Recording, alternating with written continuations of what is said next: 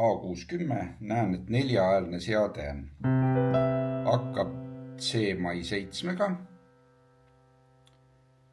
Järgmine akord on C9, ma tulen ka oktav alla, nii nagu siin noodis on. Siis on C9 ja mul on siin juba 9 olemas. Ja 4-häälne seade. Ma ikkagi tulen oktav kõrgemale, muidu teil on võib-olla noodis natuke bassivõtmes keeruline algus.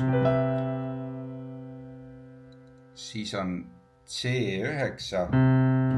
4-häälne seade tähendab seda, et mul jääb ära kvint, sest muidu mul oleks 5 häält, aga mul peab olema 4-häälne.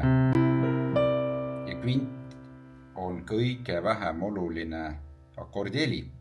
Siin on 9 ja nüüd lahendan ära F-9-sse. Ta peab siia lahenema, sest E on meil meloodiasse antud. Aga meil ei ole ju praegu 9 üldsegi. Meil on 9 puudu, 9 paneme siia. Aga siis on terts puudu. Terts.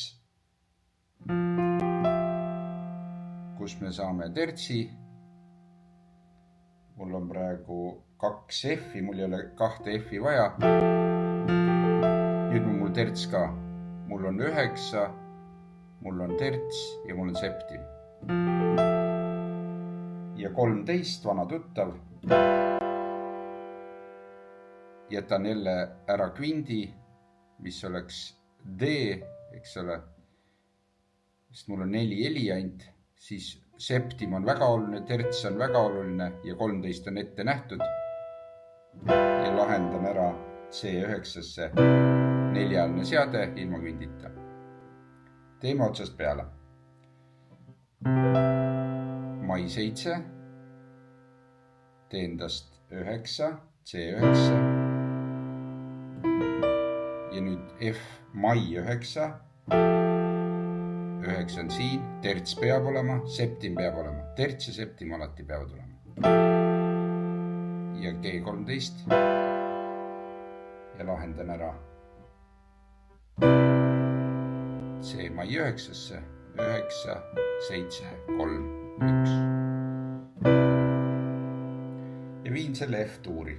Hakkame jälle tertsi meloodilist seisust. F mai 7. Nüüd teen temast F9. 9 on meil meloodias, 7, 3. Ja nüüd lahendan bess mai 9-sse. 9 on mul C, terts on D, A on septim. Ja C13, septim, terts, 13 ja lahendan ära F mai 9. Mängin veel korra.